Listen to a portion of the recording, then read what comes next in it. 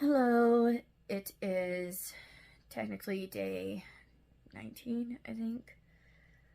So I had recorded a video clip once I got into my hotel and everything after coming off the mountain and having a later lunch with Mile Marker and Lucky Charm about what happened and just like my thoughts and stuff. But I went to go put that in my video that I'm editing, and the sound was really choppy, and I don't know what happened, but you can't really hear what I was saying. You can see the distress or the whatever in my face, but you can't see, or you can't hear how I was processing things. Anyways, so I'm gonna tell you the story. So I thought it was at mile 171.6, but it was a little further down. So that day, it was a couple days ago now. I was doing 14 miles from 162.7 to mile 175, and I already knew that there was going to be some snow patches because of Common Sun Gut Hook and whatnot, but foolishly I thought that the snow was only near Apache Peak and not so much like sketchy stretches were spread out between that area all the way up to 175 basically. But I had my ice axe and I had my micro spikes, and so the first one where unfortunately a hiker passed away at mile 169.5 in 2020, I stood there for a good 10 minutes looking at a patch of snow, and you'll see that in the video clip for day 17, just fighting a panic attack. Like my whole heart, soul, everything was just like I almost broke down like sobbing because I was like, no, this is wrong. This is so wrong. I don't feel safe. I don't want anything to do with this. And yeah, I guess I have a fear of snow with steep drop-offs. Anyways, so what I did is I went up over the saddle for that one where there was no snow and you had to bushwhack down. And again, you'll see that in the video clip.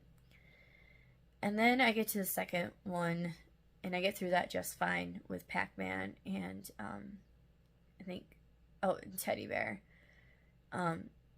So I was like, I was still very, sketched out, but like I got through it, and so I built up my confidence a little bit. And then I got to the third one.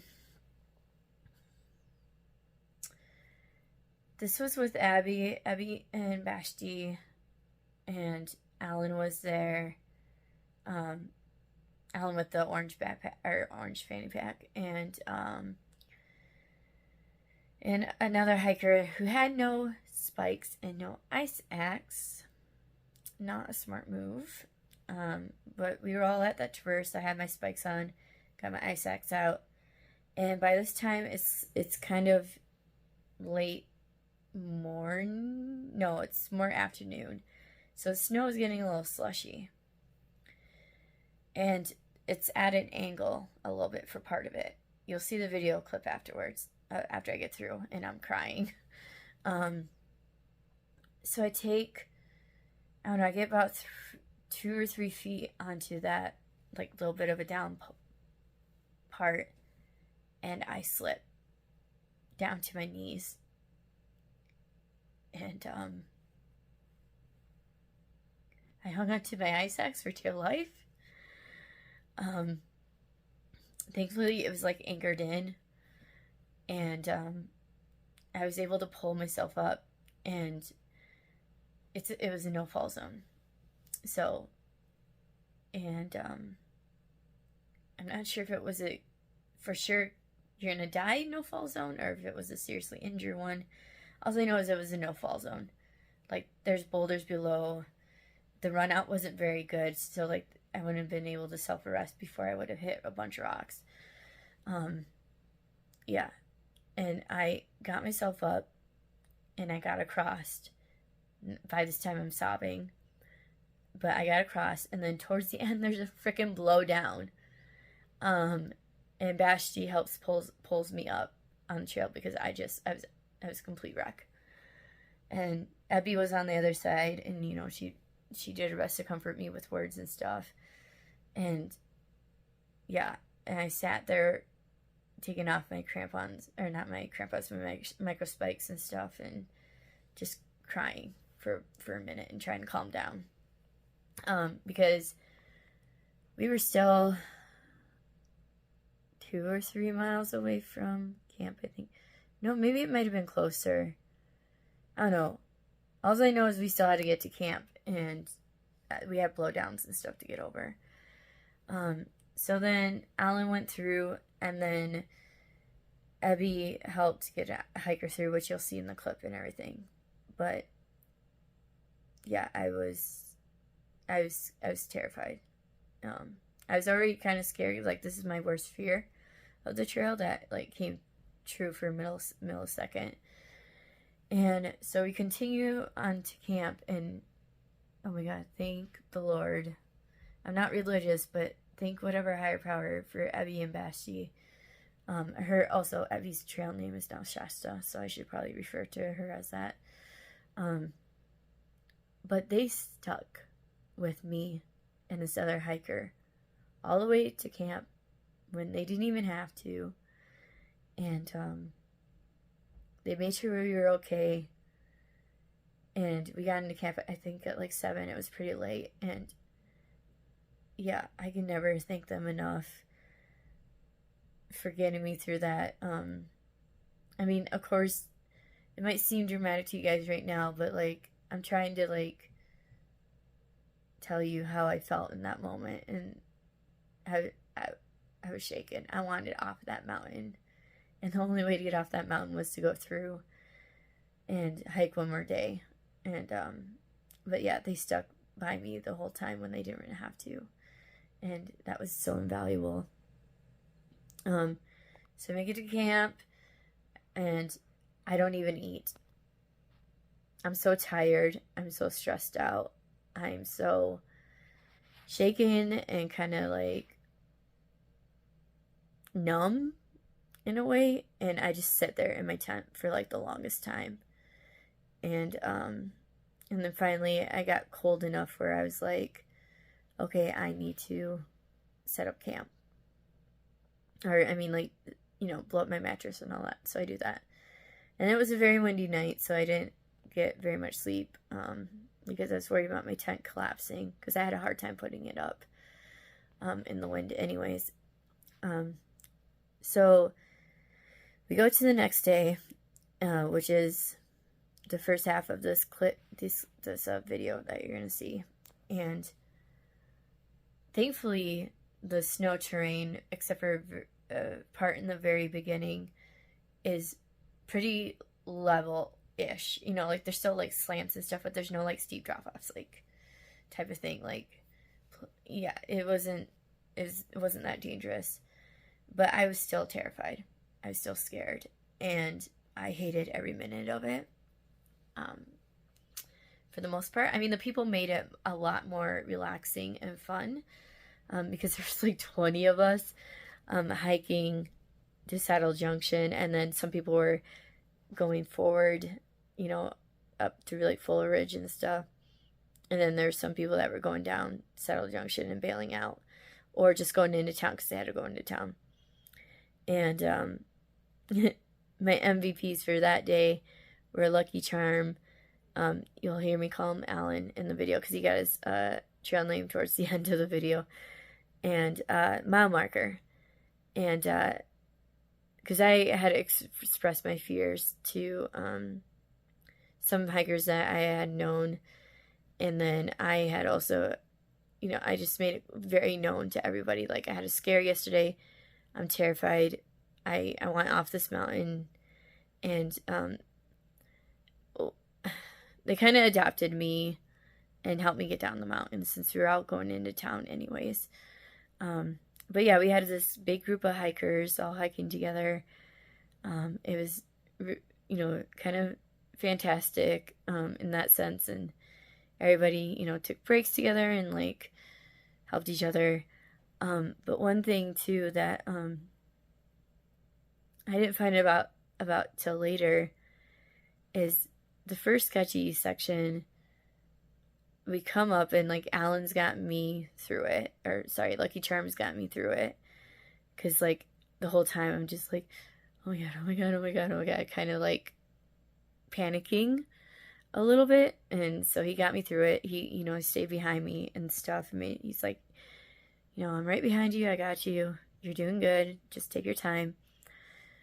But we come to this part where there's a little bit of a boulder, and there's Vashti just like kind of like hanging next to this boulder, and he like wanted to make sure that I was okay, but he was also like trying to make sure the hiker that didn't have any spikes or eye sacs was also okay.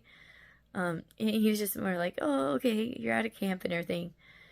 But what I didn't find out until much later from a different hiker was that Basti and Shasta, oh my god, I'm so used to calling her Abby, and Shasta, I'm so sorry, Abby, they had gotten up really early and out of camp, like really early, like they were out by before 6 a.m. and they had gone quite a bit. They had gone like I think over a mile is where we saw Abby, and Basti had come back to make sure that I was okay going through the snow, and to make sure the other hiker was okay going through the snow. And I can't tell you how much that meant to me, hearing that from another hiker, that they were asking, that Basti was asking where I was, if I had gone out of camp, and if I was okay, if I had made it through the section yet, while he was hanging out at that boulder. Yeah. Hikers really look out for each other. We really do. Out here, especially when it gets a little dangerous, or we know that somebody's having a rough time. And it's just sometimes when I'm in the matrix and stuff, I just don't feel like I always have that support, even though that's probably not true. But yeah. So those are some of my thoughts about what happened. Hopefully the sound recorded properly, because I don't want to have to make this again. But yeah, so I got into town yesterday, and I just like didn't really do anything. I did edit some videos, but like I just didn't want to even think about the trail, so I just hung out in my hotel room mostly. And then I decided to take a 0 today because I still mentally wasn't right. And also my ankle, my left ankle I tweaked it more. And so I saw Dr. Morgan with Blaze Physio today to get checked out. Everything will be fine. I just need to do some PT and KT tape and compression socks. I had to get new. Yeah, we're trying to, it's not like, it's fixable. I just have to do a bunch of stuff to make it stay fixable. So today, you know, I took the time to rest, get myself in a good mindset before I hike on. Because I'm going to take the Black Mountain Road alternate and skip Fuller Ridge. But the top of Black Mountain Road also has snow for a couple of miles. It's supposed to be like more like yesterday, where it's like more chill. But I need to get in the right headspace. And so, and then I actually, about an hour ago, just got done watching the new movie, Guardians of the Galaxy, at the Rustic Theater in Idyllwild, and that was perfect. That was awesome. And now I'm like really antsy because I'm ready to hike, and I want to get out of town, so I got to sort that out tomorrow. But yeah, it was scary, and I also don't know what this will mean for me for this trail, in the sense of right now my plan is to hike north as far as I can, but obviously snow is a huge fear for me.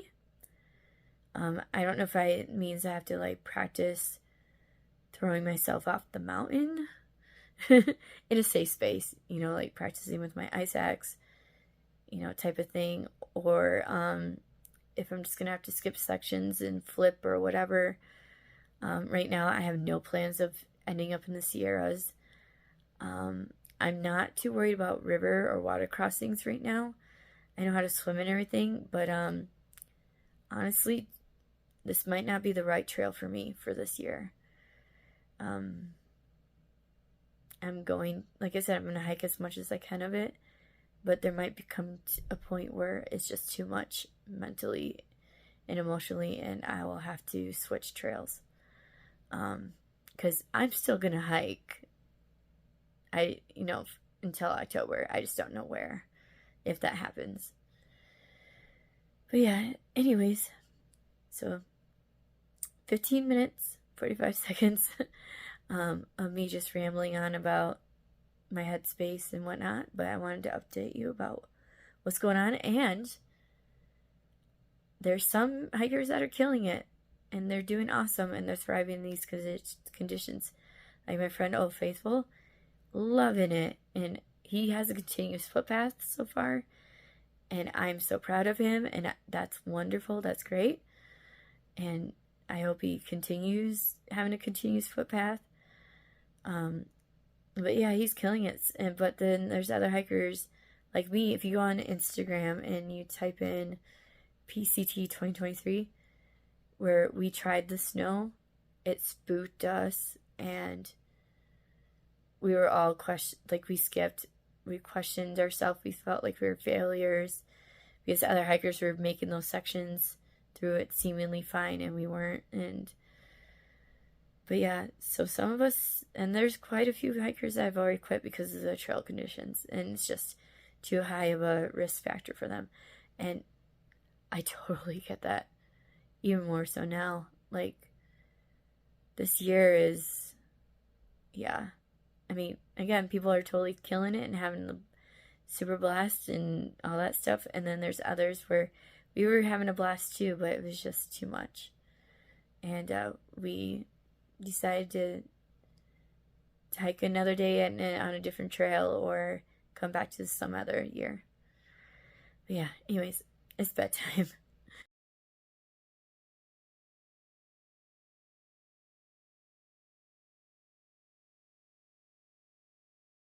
So I'm hustling my butt because I'm going to do something luxurious and go to a movie theater. Watch Guardians of the Galaxy 3. Yay!